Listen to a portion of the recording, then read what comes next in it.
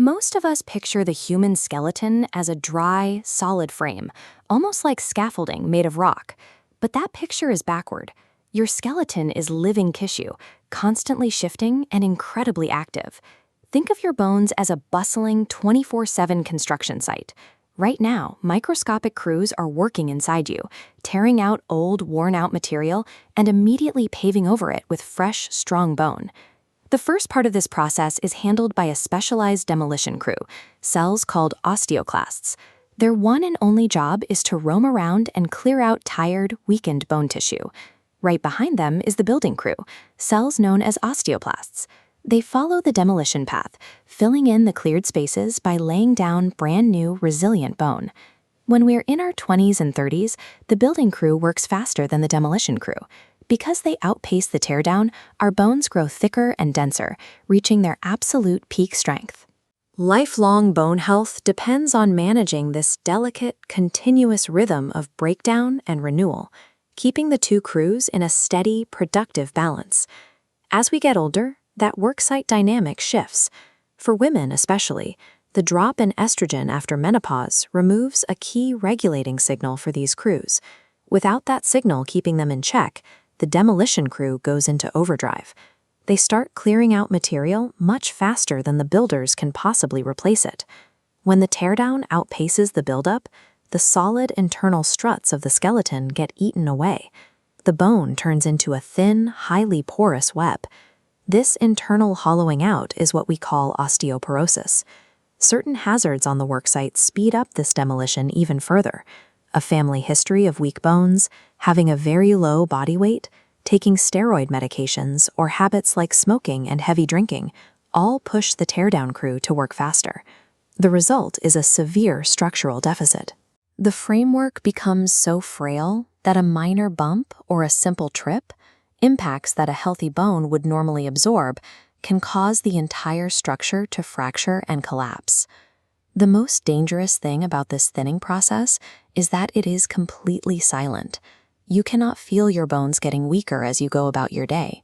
To catch it, doctors bring in the equivalent of a building inspector, a DXA scan. This is a very quick, low-dose X-ray that measures the exact density of your hips and your spine. The scan gives you a structural grade called a T-score. If your score dips through the yellow warning zone and lands in the red at -2.5 or lower, the inspector has officially diagnosed osteoporosis. You can also watch for physical changes in daily life. Unexplained height loss, for instance, often signals that tiny, silent fractures are already compressing the vertebrae in the spine. Because your body will not give you pain signals while the bone is quietly thinning, getting a proactive diagnostic inspection is the only reliable way to catch the weakness before a sudden break happens. If the inspection reveals weak bones, you step into a new role, the project manager of your own worksite. Your first job is arranging a daily supply drop of raw materials. The building crew needs between 1,000 and 1,200 milligrams of calcium every day to make new bone, plus a steady dose of vitamin D to ensure your body actually absorbs it. Next, you have to secure the physical site. It is a stark reality that 95% of hip fractures are not caused by major traumas, but by simple, everyday falls. Securing the site means clearing away loose rugs and fixing cluttered walkways in your home. It also means keeping your vision prescriptions up to date so you can clearly see where you are stepping. Doctors will also often prescribe medications to help manage the site. Think of these as chemical signals that either force the demolition crew to slow down or temporarily hire a massive surge of extra builders to patch the walls. When you deliver the right raw materials, remove the tripping hazards, and use targeted medications, you create a complete overlapping defense system that protects your fragile framework. To actually reverse the damage, we have to account for the way bone-building crews naturally behave. They are inherently lazy. They won't lay down new material just because supplies are available. They require a physical reason, and the biological reason for this is mechanical stress. When you place heavy physical demand on your skeleton, it sends an emergency signal, forcing the building crew to wake up and reinforce the struts. This chart shows bone health over time. The curve represents natural bone loss, dipping below the red line into a danger zone where simple falls cause fractures. but high-effort exercises pull this trajectory up, keeping your bone strength safely above the fracture threshold. Working out is not general wellness advice here. Applying mechanical stress is the biological trigger to pull your framework out of the danger zone.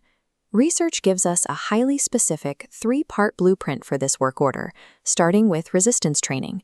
2 to 3 days a week, you need to lift free weights or use machines for 5 to 12 repetitions. Lifting heavy weights forces your muscles to contract hard, which physically tugs on the bone and forces it to grow stronger. Next is impact training, done at least 3 days a week. Activities like jumping rope or doing 50 small drop jumps send a safe, jarring jolt through the skeleton that hardens the bone matrix. And the final component is balance training. Practicing Tai Chi, walking over small obstacles, or shifting your weight on one leg trains your core and nervous system to stay stable. Balance training is your absolute ultimate safeguard. If you catch yourself before you trip, you prevent the fall entirely, completely neutralizing the primary threat to a fragile bone. When you understand how the worksite operates, a diagnosis of osteoporosis stops feeling like a life sentence of fragility. Instead, it becomes a direct invitation to take charge, issue the right work orders, and manage your own lifelong renovation.